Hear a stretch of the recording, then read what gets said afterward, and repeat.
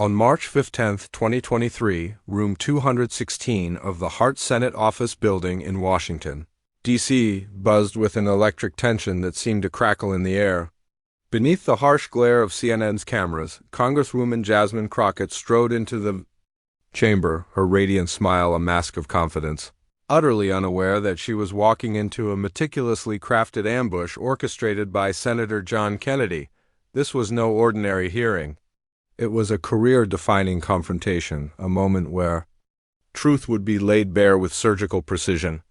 The room was packed, not with the usual mix of lobbyists and policy wonks, but with members of the NAACP, civil rights activists, and immigrant advocates, their faces etched with quiet fury, clutching buttons and signs honoring victims of racial injustice.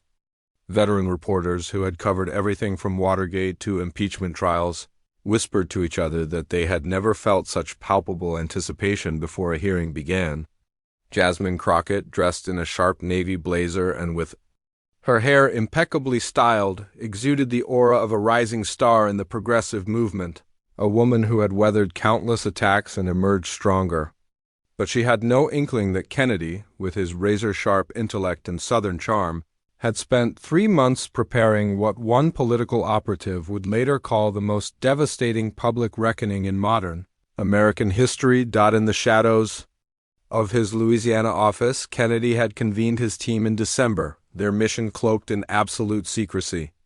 With his silver hair catching the dim light of a desk lamp, he pored over a dossier that read like a prosecutor's case file, tweets from Crockett's college days, leaked emails from former colleagues, audio recordings from private events, and financial records meticulously cross-referenced. "This isn't just about a hearing," Kennedy had told his chief of staff, his voice low and resolute. "It's about defending the values America stands for: equality, honesty, and accountability." His team had unearthed a 2015 tweet where Crockett called immigrants a burden on society, emails from a former co-worker at a nonprofit alleging she had dismissed minority youth programs as unworthy, and, most damningly, a video from a 2020 fundraising event where she laughed about using anti-immigrant rhetoric to win votes. Kennedy wasn't out to merely embarrass Crockett. He wanted to expose a pattern of racial bias and hypocrisy hidden beneath her progressive veneer. He had consulted civil rights leaders, scholars of systemic racism, and federal prosecutors to ensure every question he asked would cut deep, wrapped in the velvet glove of his trademark courtesy. The hearing room itself felt predatory, its usual bureaucratic hum replaced by a charged silence. The audience included not just activists but also students from Crockett's alma mater, Howard University, who had been denied support by her during their time there. Their presence was a silent accusation. At precisely 10 a.m., Chairman Johnson's gavel fell, the sharp crack echoing like a gunshot signaling the start of the duel. Senator John Kennedy entered, his charcoal suit tailored to perfection, moving with the deliberate grace of a predator sizing up wounded prey. At 73, he was a blade honed by decades of debates, his pale blue eyes behind wire-rimmed glasses glinting with cold intelligence. He offered a gentle smile, the kind his ancestors might have worn before settling disputes in antebellum duels, but those who knew him recognized it as the calm before a storm. "Congresswoman Crockett," he began, his Louisiana drawl rapping each word like molasses, "I want to thank you for taking the time to join us today. I know your schedule is busy, and I truly appreciate your willingness to help us clarify some rather complex matters."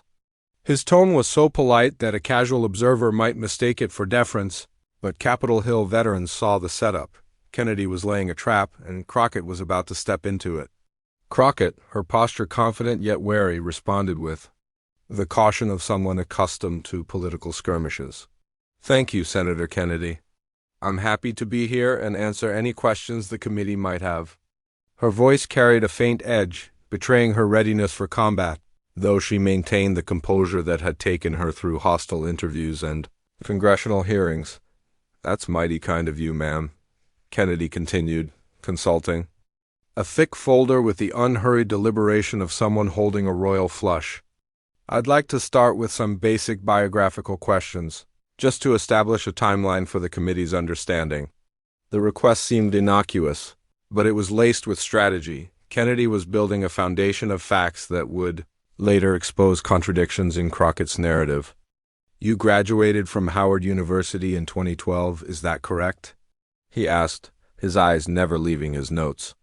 Yes, that's right, Crockett replied, her tone steady. And during your time at Howard, you were involved in several student organizations, including the Student Alliance for Social Justice. Could you share a bit about your role there? Crockett seized the opportunity to highlight her progressive credentials, her smile returning. I served as vice president of the Alliance, and we organized events to promote racial equality and support marginalized communities. Kennedy nodded, his expression one of mild approval, as if filing away a critical detail. That's commendable, ma'am.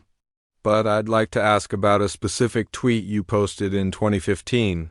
While you were still active in that alliance, you wrote, and I quote, "Immigrants are becoming a burden on society, taking jobs from real Americans." Do you recall that tweet? The room fell silent, the air thick with tension. Crockett froze, her smile vanishing as if wiped away by an invisible hand. She had prepared for many lines of questioning, but not this decade-old tweet she thought buried in the depths of the internet. Senator, I don't recall that exact tweet, but if I wrote something like that, it was surely taken out of context, she said, her voice betraying a flicker of unease. Kennedy's smile widened, a subtle signal that he had drawn first blood. I understand context is important, ma'am. Let me provide some. This tweet was part of an online debate about immigration policy, where you argued against granting citizenship to undocumented immigrants. Could you explain why you referred to them as a burden on society? Crockett took a deep breath, trying to regain her footing. Senator, I was young at the time and may have used imprecise language. I intended to discuss economic challenges facing certain communities, not to offend any group. Is that so, ma'am? Kennedy replied, his voice still soft but sharp as a scalpel. He flipped to another page in his folder, producing a printout of the tweet and its replies where Crockett had doubled down, writing that immigrants don't contribute enough to American society. These replies suggest it wasn't a one-off mistake. Could you clarify why you continued to defend that stance throughout the debate? Crockett felt the weight of every eye in the room. Kennedy's questions were relentless, each one peeling back another layer of her carefully crafted image. Senator, I've grown significantly since then. My views on immigration have evolved, and I've worked tirelessly to support immigrant communities since being elected to Congress. Kennedy nodded, but his gaze remained fixed on her, unyielding. I'm glad to hear you've evolved, ma'am. But I must ask, if your views have truly changed, why does an email from a former colleague at the Student Alliance for Social Justice, sent in 2018, state that you refused to support a scholarship program for immigrant students because you believed they weren't worthy? Can you address that email? The question landed like a thunderbolt. Crockett's face paled, her hands gripping the table. The email was a complete blindside, a piece of evidence her team hadn't anticipated. Senator, I'm unaware of any such email, and I question its authenticity, she said, her voice trembling slightly. Kennedy raised the email printout, letting the light catch the text. This email comes from a colleague who worked closely with you on social justice projects. They wrote that you not only opposed the scholarship, but said immigrants need to prove their worth before getting handouts. Do you have anything to say about that? The murmurs in the gallery grew louder, a wave of disbelief rippling through the crowd. Reporters scribbled furiously, capturing every word. Crockett tried to respond, but Kennedy pressed on, his courtesy a weapon that left her no room to maneuver. Ma'am, I'm trying to understand your perspective.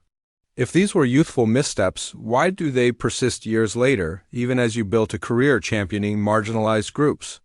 Crockett's answers grew shorter, her confidence eroding under Kennedy's relentless probing. Then, as the tension reached a fever pitch, Kennedy signaled to an aide. A large screen flickered to life and a video began to play. It showed Crockett at a 2020 fundraising gala, laughing with donors. Her voice, clear and mocking, filled the room. We need to win over conservative voters.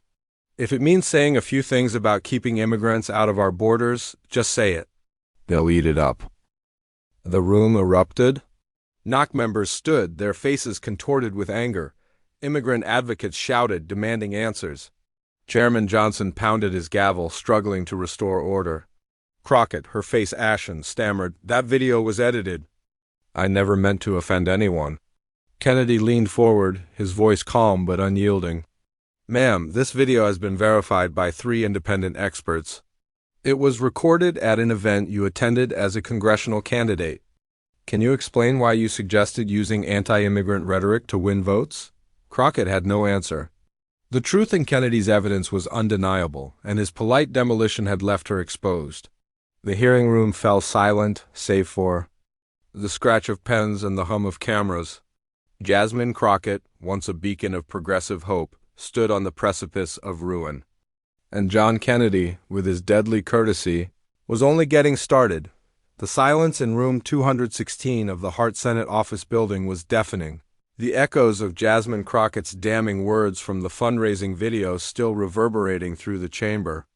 The crowded CP members, immigrant advocates, and reporters sat in stunned anticipation, their eyes fixed on the Congresswoman as she gripped the table, her earlier confidence replaced by a hunted look. Senator John Kennedy, his silver hair glinting under the harsh committee lights, adjusted his wire-rimmed glasses with the deliberate calm of a chess grandmaster positioning his pieces for checkmate. His charcoal suit, tailored to perfection, seemed to embody the old Southern principles he represented: restraint, precision, and an unyielding commitment to truth. The video had been a devastating blow, exposing Crockett's willingness to use anti-immigrant rhetoric for political gain, but Kennedy was far from finished. He had dismantled her public persona as a champion of equality. Now he would unravel the contradictions in her personal and financial conduct, weaving a narrative of deceit that would leave her no room to escape. "Congresswoman Crockett?" He began, his Louisiana drawl as smooth as molasses.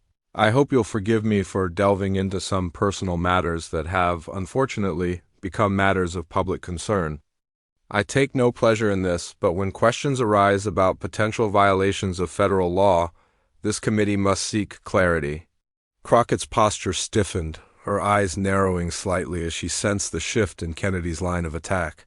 She had braced herself for questions about her past statements, but the mention of personal matters sent a chill down her spine.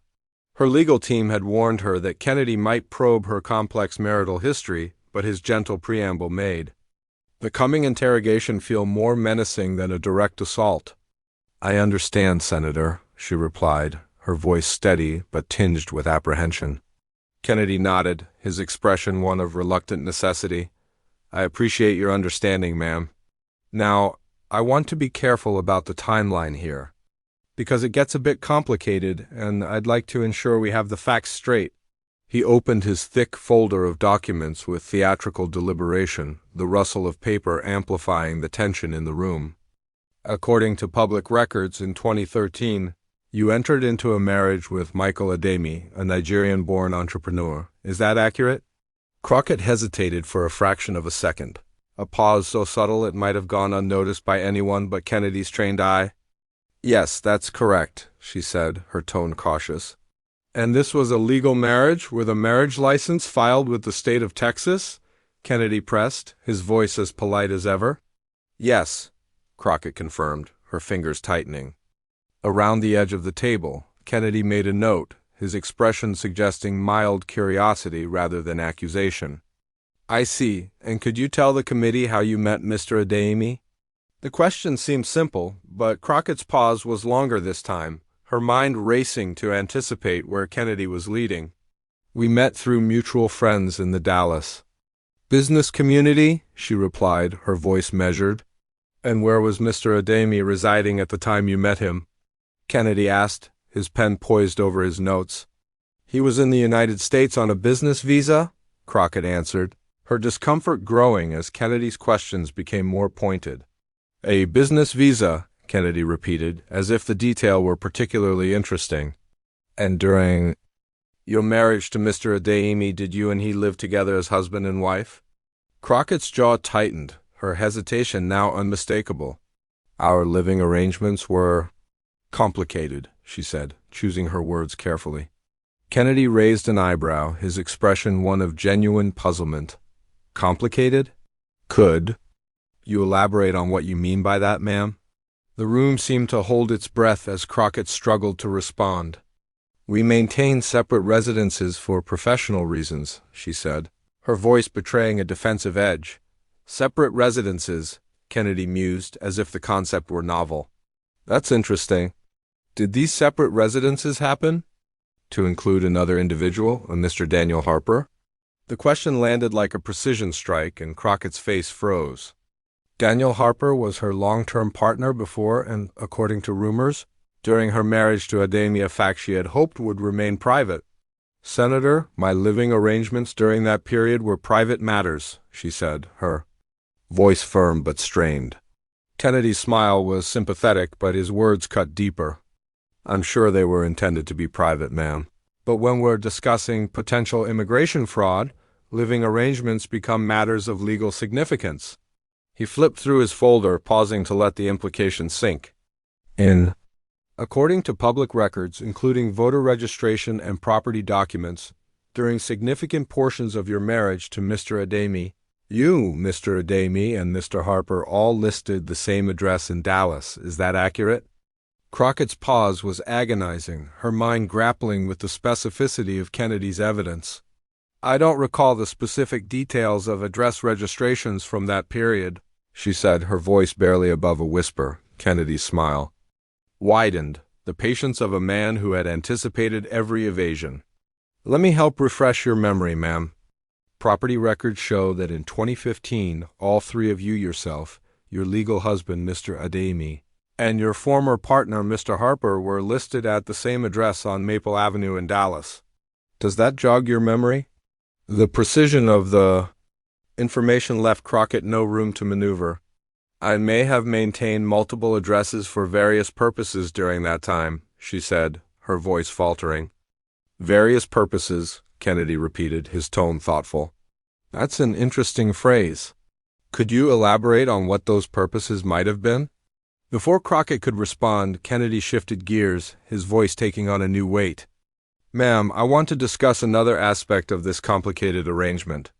Tax records show that in 2016 and 2017, you filed joint federal tax returns with Mr. Harper. Is that accurate? Crockett's discomfort was now palpable, her hands clenching as she realized Kennedy was closing in on a critical point. Those filings were corrected when the error was discovered, she said, her voice tight. I appreciate that they were corrected, Kennedy said, his tone as reasonable as ever. But my question is whether you did file joint tax returns with Mr. Harper while legally married to Mr. Ademi. Crockett's pause was longer, her composure fraying. Yes, but the filings were corrected, she repeated, her voice lacking conviction. Kennedy leaned forward slightly, his eyes locking onto hers. Ma'am, I understand they were corrected, but let's establish the facts. You filed joint federal tax returns with a man you were not legally married to while legally married to another man. Is that an accurate summary? The question exposed the absurdity of Crockett's situation. With devastating clarity, she had navigated a legal gray area that defied explanation, and Kennedy's relentless precision was making it impossible to hide. Senator, the situation was complicated by the nature of my relationship with Mr. Harper, she said, her voice barely audible. I appreciate that personal relationships can be complex, Kennedy replied, his tone gentle but firm. But federal tax law doesn't recognize relationships that aren't legally documented. Texas doesn't have common law marriage, so in the eyes of the law, you were filing joint returns with someone you had no legal relationship with while married to someone else entirely. The implication hung in the air like an indictment. Kennedy had established a pattern of behavior that suggested, at best, carelessness and at worst, deliberate fraud. But he wasn't done.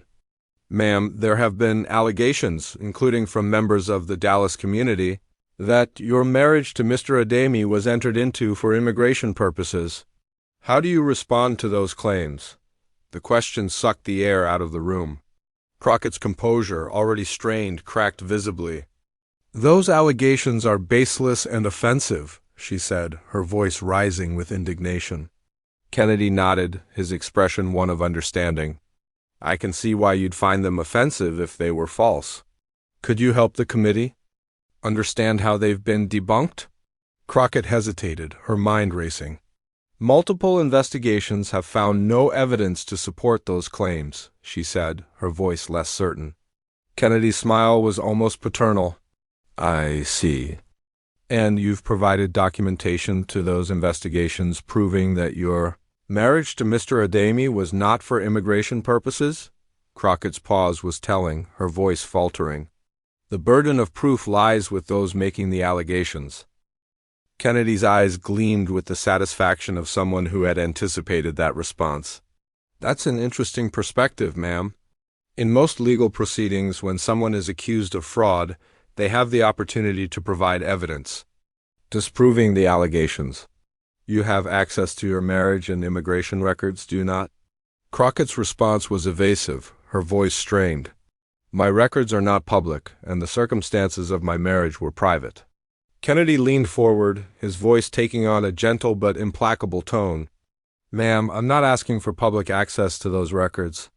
I'm asking whether you'd be willing to provide them to this committee, under appropriate privacy protections, to resolve these allegations once and for all." The request was reasonable and impossible to refuse without appearing to hide something. Crockett's pause stretched uncomfortably long. "Senator, I'd need to consult with my legal counsel about the appropriate procedures," she said, her voice barely above a whisper. Kennedy nodded, his expression one of quiet triumph. "Of course, ma'am. I think the American people would appreciate your cooperation in resolving these serious allegations about potential immigration fraud, tax fraud, and perjury." The legal terminology immigration fraud, tax fraud, perjury landed like hammer blows, each word carrying the weight of potential criminal charges. Kennedy had methodically built a case that Crockett's conduct was not just questionable but potentially illegal, all while maintaining his Southern gentleman's courtesy. The gallery stirred, the murmurs of disbelief growing louder as reporters scribbled furiously. But Kennedy was already moving to his next point, his folder of documents a seemingly endless well of damning evidence. "Ma'am, I'd like to shift our discussion to your relationship with campaign finance law," he said, his tone suggesting that the financial improprieties were even more serious than the marriage allegations. "These matters concern me deeply because they involve the misuse of funds contributed by hardworking Americans who trusted you to use their money appropriately." Crockett straightened in her chair, recognizing the new terrain as even more treacherous. Unlike the marriage allegations, which could be dismissed as speculation, her campaign finance violations had been documented by official investigations. According to the Federal Election Commission, your campaign made several questionable expenditures between 2019 and 2021. Is that accurate? Kennedy asked, his voice as calm as ever. "There were some minor technical issues that were addressed and corrected," Crockett replied, her tone defensive. Kennedy's smile was patient, almost pitying. "Let's examine these minor technical issues, ma'am. The FEC found that you used campaign funds to pay for personal travel to events that had no direct connection to your legislative duties. Could you give the committee some examples of this travel?" Crockett's reluctance was palpable, but Kennedy's polite persistence left her no choice. "There were trips to New York, Los Angeles, and Miami that were questioned," she said, her voice tight. Kennedy consulted his notes with prosecutorial precision. "Let's be specific. You used campaign funds for airfare to New York to attend a gala for a progressive advocacy group. You used campaign funds for hotel costs in Los Angeles for a media appearance. And you used campaign funds for travel to Miami to accept an award. At a private event, is that correct?" The detailed recitation made it impossible for Crockett to dismiss the violations as mere oversights. "Those events were related to my work as an elected official," she said, her voice lacking conviction. Kennedy raised an eyebrow. "Ma'am, with respect," the FEC disagreed, "ordering you to reimburse your campaign $4,200 and pay a $600 penalty. You complied with that order, did you not?" "Yes, Crockett admitted, her voice barely audible. Kennedy nodded, as if confirming a critical point. So, we've established that you used campaign funds for personal purposes in violation of federal law? Now, let's discuss another troubling financial irregularity. He paused, flipping through his documents to build suspense. The FEC also found that you used $2,000 in campaign funds to pay for personal legal services related to your marriage to Mr. Adeyemi. Is that accurate? Crockett's discomfort was now unmistakable. Those services were related to campaign-related legal issues, she said, her voice strained. Kennedy's expression suggested skepticism. Ma'am, the FEC specifically found that these expenditures were for resolving issues related to your marriage and tax filings, not campaign matters. They ordered you to repay those funds because they constituted personal use of campaign money. Is that correct? Crockett's defensive posture grew more pronounced. The FEC made its determination, she said, her voice flat. Kennedy pressed on, his voice still polite but relentless. Let's discuss what kind of issues require $2,000 in legal services. Would these issues relate to the joint tax filings you made with Mr. Harper while married to Mr. Adeyemi? The connection between her tax violations and her marriage was now clear, and Kennedy's methodical approach was revealing a pattern of interconnected legal problems. I'm not prepared to discuss the specifics of my legal matters, Crockett said, her voice trembling. Kennedy smiled, his patience unshaken. I understand your reluctance, ma'am. But when a member of Congress uses campaign funds to address personal legal issues tied to potentially fraudulent filings, it becomes a matter of public concern. The implication was devastating. Crockett's financial and personal conduct suggested a pattern of exploiting legal loopholes to circumvent accountability. But Kennedy had one final bombshell. Ma'am, I'd like to discuss a leaked email from a major donor to your campaign, dated 2020. In it, you promised to prioritize certain policy initiatives in exchange for a substantial contribution. Can you confirm the authenticity of this email? Crockett's face drained of color. The email was another blindside, a piece of evidence that painted her as not just hypocritical, but corrupt. I'm unaware of any such email, she said, her voice barely audible. Kennedy held up the document, letting the light catch the text. This email, verified by forensic experts, states that you agreed to push policies favoring a specific interest group in return for $50,000 in campaign funds. Do you see how this might suggest that your public stances, including your troubling comments on race, were shaped by financial incentives rather than principle? The room erupted in murmurs, the weight of Kennedy's evidence crushing Crockett's defenses. She had no response, her earlier confidence reduced to a fragile shell. Kennedy sat back, his work for the moment complete, his polite demolition, exposing a web of lies that threatened to unravel Crockett's career. The hearing was far from over, but the spiral of lies had tightened, and Jasmine Crockett was running out of ground to stand on.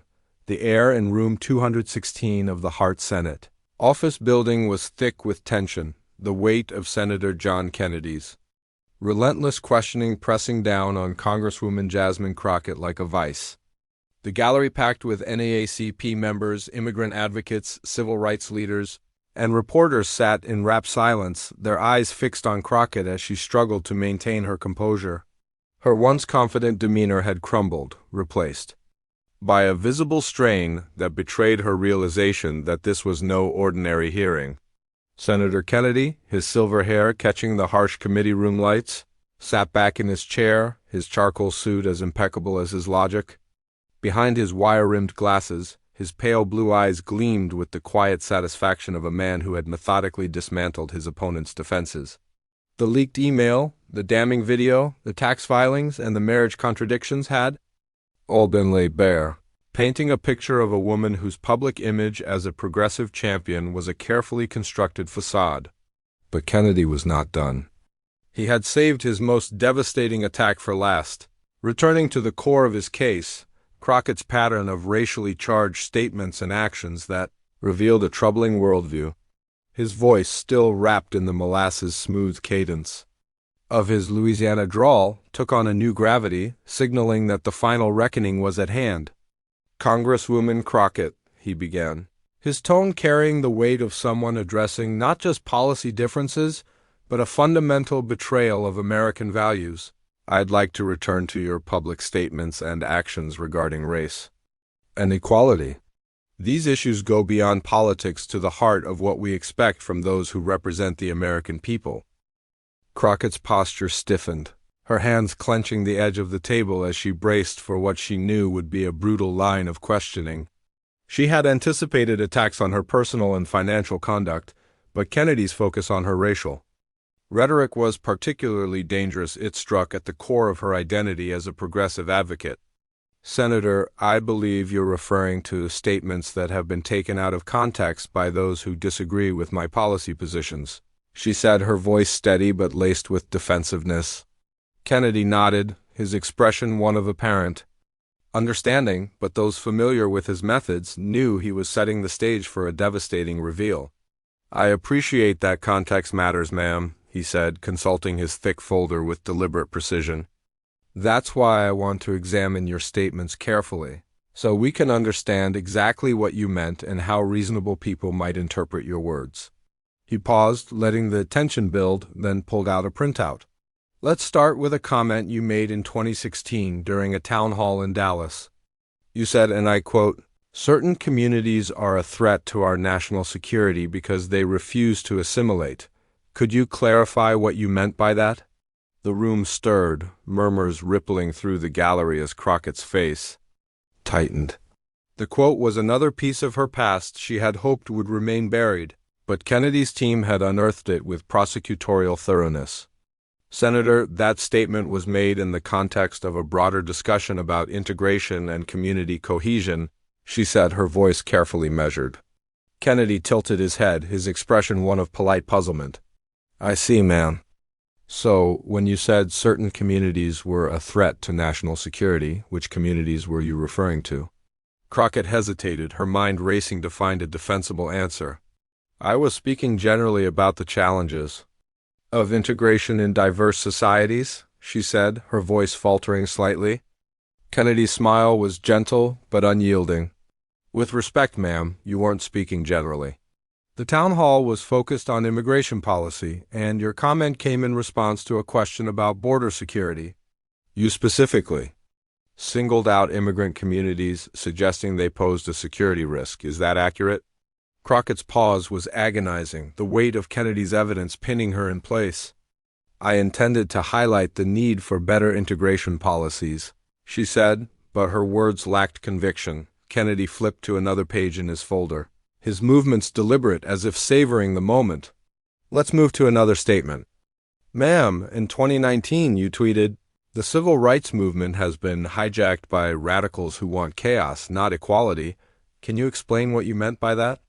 The gallery erupted in gasps, NAACP members exchanging incredulous looks as reporters scribbled furiously. Crockett's face paled, her hands trembling slightly. Senator, that tweet was addressing concerns about extremism in political movements, she said, her voice strained. Kennedy raised an eyebrow, his tone as courteous as ever. Extremism, ma'am? Your tweet specifically targeted the civil rights movement, equating its modern advocates with radicals seeking chaos. That's a serious accusation, particularly from someone who claims to champion racial equality. Could you clarify which radicals you were referring to?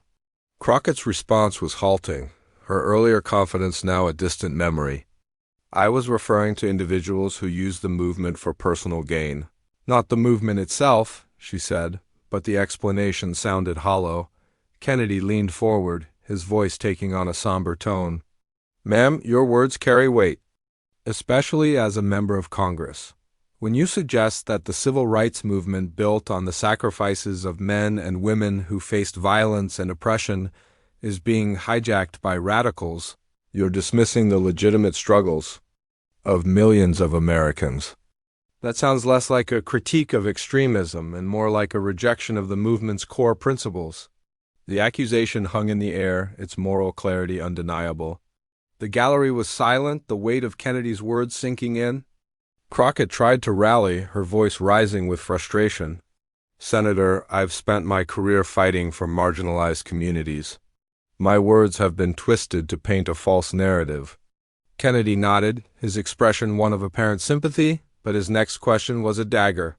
I'm sure you believe that, ma'am, but let's examine another piece of evidence. In 2021, you declined to co-sponsor a bill aimed at addressing systemic racism in policing, citing concerns about overreach, yet, in a private email to a colleague, you wrote that the bill would empower troublemakers in minority communities. Can you explain that email? The room exploded in murmurs, the NASCP members visibly outraged as they clutched their buttons honoring victims of police violence. Crockett's face was ashen, her hands shaking as she struggled to respond. That email, if it exists, was taken out of context, she said, her voice barely audible. Kennedy held up the document, letting the light catch the text. This email, ma'am, was verified by 2 independent forensic analysts. It was sent from your congressional account to a fellow representative. You wrote that supporting the bill? Would give troublemakers in minority communities a free pass? Do you stand by those words? Crockett's pause was excruciating, her eyes darting to her aides, who looked equally stunned. Senator, I don't recall the specifics of that email, but my position on the bill was about ensuring balanced policy, she said, her voice trembling. Kennedy's smile was almost pitying. Ma'am, calling advocates for police reform troublemakers doesn't sound like a policy disagreement. It sounds like a dismissal of the very communities you claim to represent. The gallery was now a sea of whispered outrage, the weight of Kennedy's evidence building an unassailable case. But he had one final card to play, a bombshell that would seal Crockett's fate. Ma'am, I'd like to share a new piece of evidence that came to our attention just yesterday, he said, his voice calm but charged with anticipation. He signaled to an aide, and the screen flickered to life. Again. This time, it showed a group of students from Howard University, Crockett's alma mater, standing outside the Capitol with signs reading "Justice for All" and "Hold Crockett Accountable." The video cut to a young woman, a former classmate of Crockett's, speaking directly to the camera. In 2011, Jasmine Crockett was a leader in our student organization. When we proposed a scholarship program for first-generation immigrant students, she refused to support it, saying they hadn't earned it. Her words hurt us then, and they hurt us now, knowing she's built a career on claiming to fight for us. The room erupted in chaos, the students in the gallery chanting, "Truth! Truth!" as Chairman Johnson pounded his gavel for order. Crockett's face was a mask of shock, her hands gripping the table as if to anchor herself against the storm. "That's a lie!" she shouted, her voice cracking with desperation. "I never said that, and I supported countless programs at Howard." Kennedy leaned back, his expression one of quiet triumph. "Ma'am, this testimony comes from multiple students who were present at the time. They've provided affidavits, and their accounts are corroborated by meeting minutes from the Student Alliance for Social Justice. Are you suggesting they're all lying?" Crockett's silence was deafening, her inability to respond a tacit admission of guilt. Kennedy pressed on, his voice steady but relentless. "Ma'am, when we consider your statements together calling immigrants a burden, dismissing civil rights advocates as radicals, labeling police reform supporters as troublemakers, and refusing to support scholarships for immigrant students, a disturbing pattern emerges. This isn't about isolated missteps or misinterpretations. This is about a consistent worldview that devalues certain communities while claiming to champion them." The gallery was now a cauldron of emotion, the chants of "truth" growing louder as reporters captured every moment. Kennedy's summation was devastating, its moral clarity cutting through Crockett's defenses like a blade. "Senator, I reject the characterization of my actions as racist," Crockett said, her voice shaking with a mix of anger and fear. "I've fought for equality my entire career, and these accusations are a coordinated attack on my character." Kennedy's smile was patient, his tone as courteous as ever. "Ma'am, I appreciate your passion for equality, but fighting for equality doesn't excuse statements that harm the very communities you claim to serve. One can advocate for policy without dismissing entire groups as burdens or troublemakers." The logic was irrefutable, and Crockett had no response. Kennedy had exposed her not just as inconsistent but as fundamentally dishonest, a politician, whose rhetoric masked a troubling bias. As the hearing drew to a close, Chairman Johnson called for a recess, but the damage was done. Crockett rose from her seat, her movements slow and mechanical,